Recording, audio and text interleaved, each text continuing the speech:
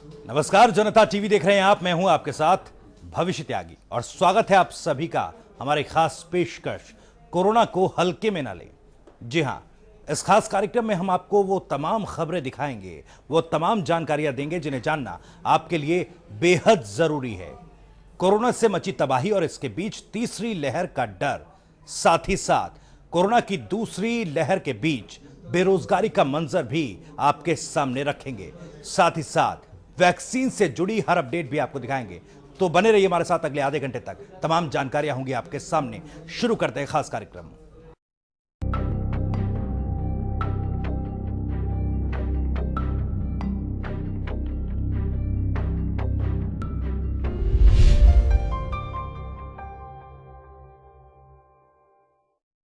Corona पर हर दिन एक के बाद एक नई रिसर्च सामने आ रही है, लेकिन इस बार दिल्ली आईआईटी से जो रिसर्च सामने आई उसने सबको चौंका दिया, क्योंकि इस रिसर्च में यह कहा जा रहा है कि जो तीसरी लहर आएगी इससे दिल्ली समेत तमाम राज्यों पर काफी असर पड़ेगा। इस रिपोर्ट में क्या कुछ है, इस रिपोर्ट के जरिए जानिए।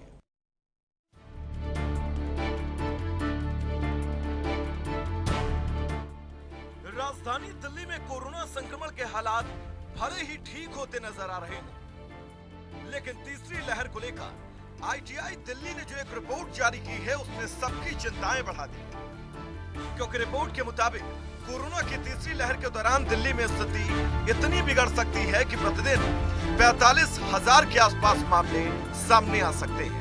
ऐसे में रोजाना करीब 9,000 लोगों को अस्पताल में भर्ती करने की जरूरत पड़ेगी। दिल्ली को इसके लिए तैयार रहना होगा। दिल्ली उच्चतम न्यायालय में दायर एक रिपोर्ट के मुताबिक अगर ऐसी स्थिति आती है तो इससे निपटने के लिए शहर में अस्पतालों और रिफिलिंग के लिए कुल मिलाकर प्रतिदिन 944 मीट्रिक टन ऑक्सीजन की जरूरत पड़ेगी।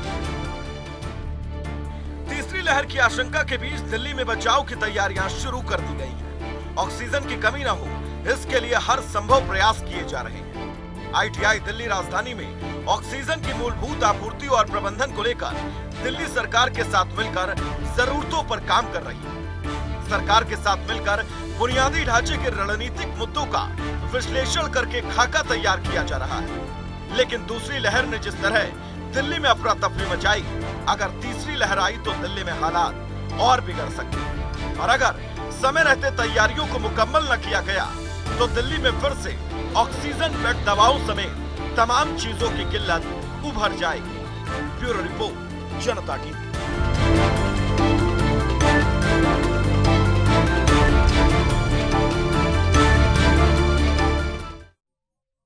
विश्व भर में कोरोना के खिलाफ वैक्सीनेशन ड्राइव बड़े पैमाने पर चलाया जा रहा है। वैक्सीनेशन ड्राइव भारत में भी चल रहा है, लेकिन इसकी स्पीड आखिर कम क्यों है? इस तरह के कई सवाल आपके मन में पनप रहे हैं। कुछ लोग वैक्सीन लगवाने वाले हैं, लेकिन उनके मन में भी कई तरह के सवाल हैं। उन तमाम सवालों का जवाब जानने के लिए यह रिपोर्ट देखिए।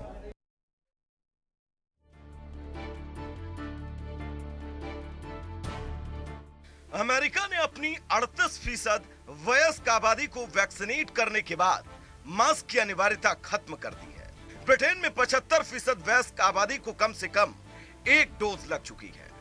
तो वहीं इजराइल ने तो अपनी 60% वयस्क आबादी को पूरी तरह वैक्सीनेट कर लिया है। इन देशों में धीरे धीरे परिस्थितियां पहले जैसी हो रही हैं, या फिर ये कहा जाए हो चुकी हैं। इसके मुकाबले भारत में 25% से कम आबादी को कम से कम एक डोज लग चुका है।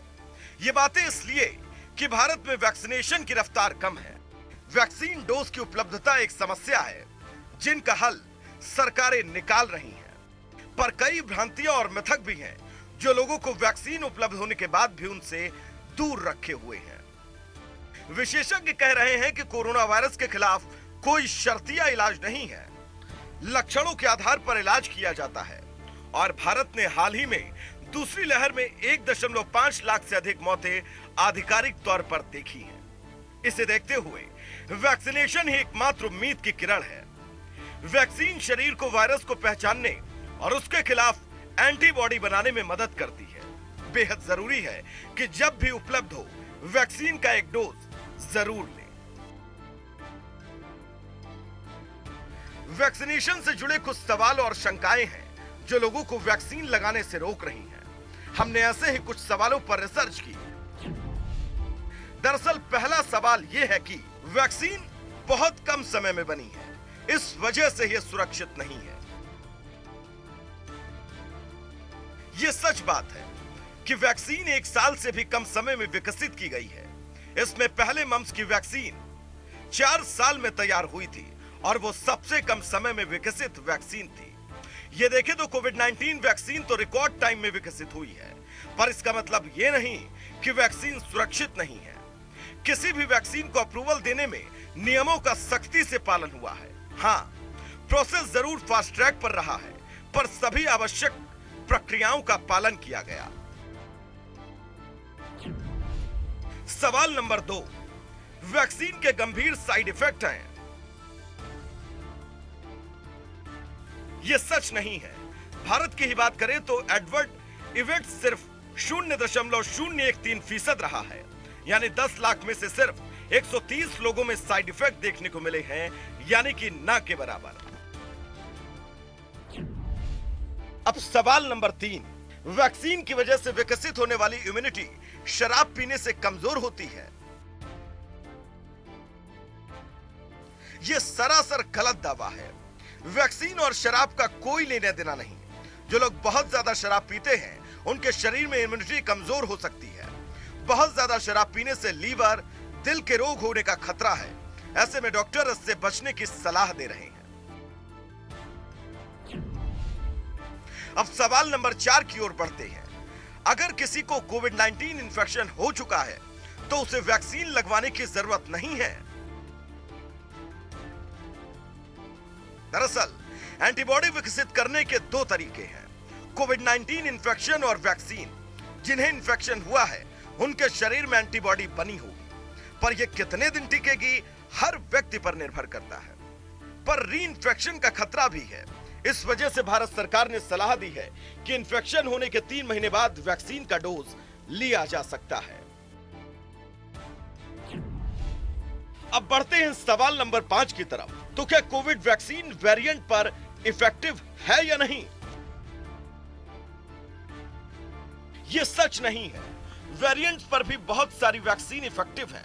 पब्लिक हेल्थ इंग्लैंड की एक स्टडी के मुताबिक कोविशील्ड और फाइजर वैक्सीन के दोनों डोज लगे हैं तो वे वेरिएंट से बचाने में भी काफी हद तक सफल रहे हैं। कोवैक्सीन के संबंध में भी दावा किया जा रहा है कि यह यूके, ब्राजील और दक्षिण अफ्रीकी वेरिएंट के साथ ही भारत में मिले डबल म्यूटेंट स्ट्रेन से भी प्रोटेक्शन देती है।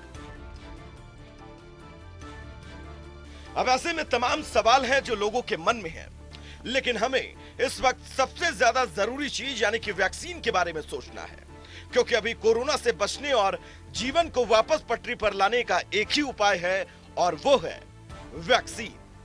ब्यूरो रिपोर्ट, जनता टीवी। वैक्सीन और वैक्सीनेशन को लेकर लोगों के बीच कुछ शंकाएं हैं, कुछ सवाल हैं और कहीं ना कहीं एक डर भी है।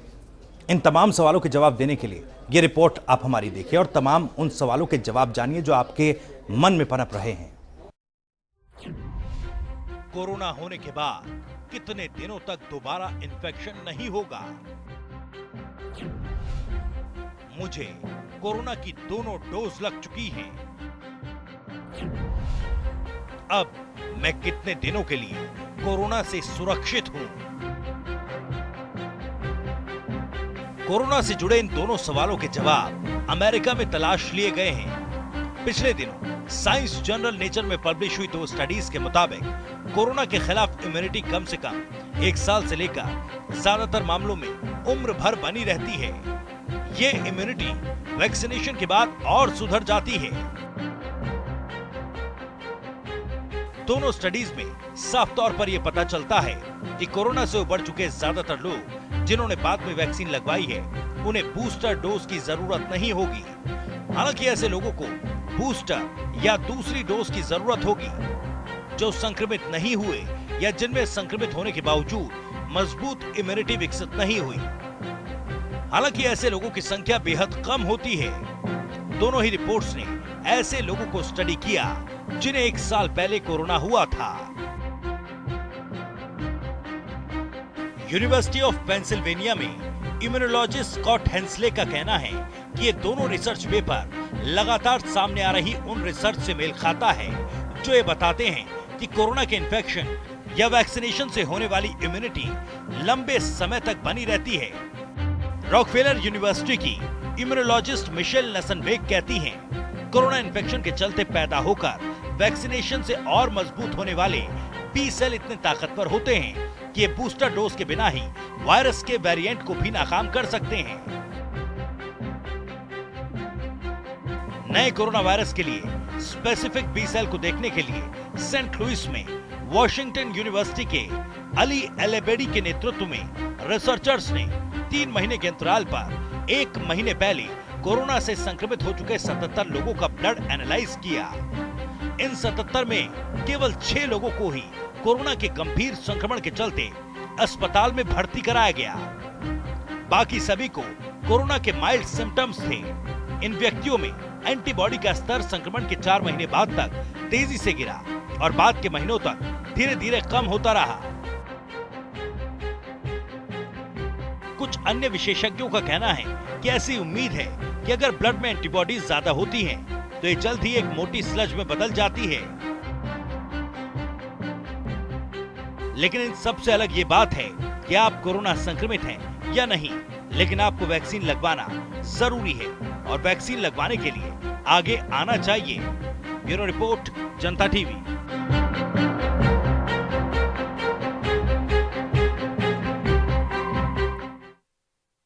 विश्व के कई देशों के साथ साथ भारत में कोरोना वायरस का खतरा और उसके साथ साथ ब्लैक फंगस की चुनौती।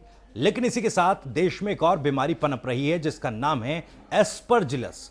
अपनी इस रिपोर्ट में आपको दिखाएंगे कि आखिर एस्परजिलस है क्या है इसके लक्षण और इससे कैसे बचा जा सकता है। पहले कोरोना, फिर म्यूकरमाइकोसिस और ग्रैंगीन के बाद अब गुजरात में एक और गंभीर बीमारी का खतरा मंडराने लगा है। इस बीमारी का नाम है एस्परजिलस। ये समस्या भी कोरोना का इलाज करा चुके मरीजों में सामने आ रही है। राजकोट के सिविल अस्पताल में इस बीमारी के मरीजों की संख्या 100 से ज्यादा है। इस बीमारी में फेफड़ों में कफ जमने लगता है, लेकिन बीमारी ब्लैक फंगस जितनी खतरनाक नहीं है, लेकिन जरूरी है कि समय रहते इलाज शुरू किया जाए। एस्परजिलस फेफड़ों से जुड़ी समस्या है। फेफड़ों में कफ जमने लगता है, कफ के साथ खून आने लगता है, मरीज को सांस लेने में परेशानी होने लगती है। यह तो हुई बीमारी के बाद, लेकिन इस बीमारी के बारे में पता कैसे लगे, ये सवाल सबके मन में है और सभी ये जानना भी चाहते हैं कि इस बीमारी के आखिर लक्षण क्या हैं। तो एस्परजिलस में निमोनिया जैसे लक्षण दिखाई देते हैं। बुखार आना, जुकाम होना, कफ जमना और कफ के साथ खून आना। एस्परजिलस में प्रतिरोधक क्षमता तेजी से कम होती है। कोरोना मरीजों को इसे लेकर ज्यादा सतर्क रहने की जरूरत है। यह बीमारी बेहद खतरनाक है। कोरोना के इलाज के लिए मरीजों को दर बदर आपने भटकते हुए देखा ही होगा। ऐसे में देश इस बीमारी की दस्तक से परेशान है, लेकिन इस बीमारी का इलाज देश में मौजूद है। जी हां, होरिकोनाजोल टैबलेट से हो जाता है एस्परजिलस का इलाज। टैबलेट की कीमत 700 से 800 रुपए के बीच होती है। मरीजों को रोजाना इसकी 2 खुराक दी जाती है। एस्परजिलस का इलाज 21 दिनों तक चलता है। डॉक्टर्स की माने तो यह समस्या ज्यादातर उन मरीजों में देखी गई जो करीब 20 से 30 दिन पहले ही कोरोना से ठीक हुए थे। यानी कि पहले कोरोना से जंग, फिर फंगस से और अब एस्परजिलस से भी मरीजों को 2-4 होना पड़ रहा है। कोरोना के बाद आया फंगस के कई वेरिएंट बेहद खतरनाक हैं। ऐसे में सवाल उठ रहा है कि क्या एस्परजिलस व्हाइट फंगस का ही एक रूप है? तो दरअसल व्हाइट फंगस के दो रूप होते हैं, कैंडिडा और एस्परजिलस। कैंडिडा खतरनाक होता है, स्किन में इंफेक्शन, मुंह में छाले, छाती में संक्रमण, अल्सर जैसी समस्याएं होती हैं। एस्परजिलस का संक्रमण फेफड़ों, सांस की नली और कॉर्निया पर असर डालता है। एस्परजिलस से अंधेपन का भी खतरा बना रहता है। कोरोना ने देश को थाम सा दिया और लगातार सरकारें कोरोना पर काबू पाने के लिए जद्दोजहद कर रही हैं। कई बार थोड़ी राहत मिलती भी है तो कोई ना कोई नई बीमारी दस्तक दे देती है, जो यकीनन सोचने का विषय है। और इन सभी बीमारियों पर फतेह पाने की तैयारियों का भी यही वक्त है, क्योंकि वक्त रहते इनका इलाज न हुआ तो ये कोरोना जैसी या फिर उससे भी ज्यादा भयावह माहौल पैदा कर सकती है। ब्यूरो रिपोर्ट, जनता टीवी।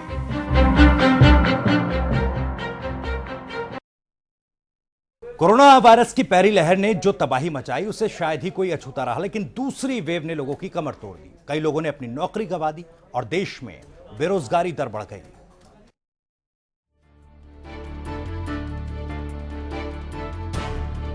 कोरोना की जब पहली लहर ने देश में दस्तक दी थी तब पूरा देश बंद हो गया था। सड़कों पर गाड़ियों से लेकर बाजारों में दुकानें तक सभी बंद थी और मंदी का दौर आ गया था। धीरे धीरे देश आगे बढ़ा, दुकानें खुली, बाजारें खुले, लेकिन कई लोग बेरोजगार हो गए। कोरोना की दूसरी लहर ने जो कहर बरपाया उसके आंकड़े भी चौंकाने वाले हैं, क्योंकि देश में 1 करोड़ से ज्यादा भारतीयों की नौकरी चली गई। 97% से ज्यादा परिवारों की कमाई घट गई। Private think tank centre for monitoring Indian economy, जिसके सीईओ महेश व्यास ने यह बात कही है, उनका कहना है कि मई के अंत तक देश की बेरोजगारी दर 12% तक आ सकती है। अप्रैल में बेरोजगारी दर 8% थी। पिछले साल देशव्यापी लॉकडाउन के कारण मई में बेरोजगारी दर रिकॉर्ड 23.5% तक पहुंच गई थी। कई एक्सपर्ट्स की राय है कि संक्रमण की दूसरी लहर का पीक चला गया। अब राज्य धीरे धीरे आर्थिक गतिविधियों पर लगे प्रतिबंधों को हटाएंगे, इससे इकोनॉमी को मदद मिलेगी। जिन लोगों की नौकरी छूट गई है उन्हें दोबारा मुश्किल से रोजगार मिलेगा। असंगठित क्षेत्र में नौकरियां जल्द मिलने लगेंगी, लेकिन क्वालिटी जॉब और संगठित क्षेत्र में रोजगार के अवसर बनने में 1 साल तक का वक्त लगेगा। इकोनॉमी खुलने लगी है, इससे बेरोजगारी की समस्या थोड़ी बहुत सुलझेगी, लेकिन समस्या पूरी तरह खत्म नहीं होगी।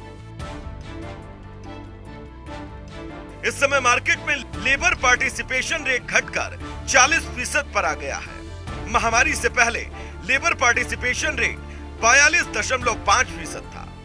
भारतीय अर्थव्यवस्था के लिए 3 से 4% की बेरोजगारी दर सामान्य है।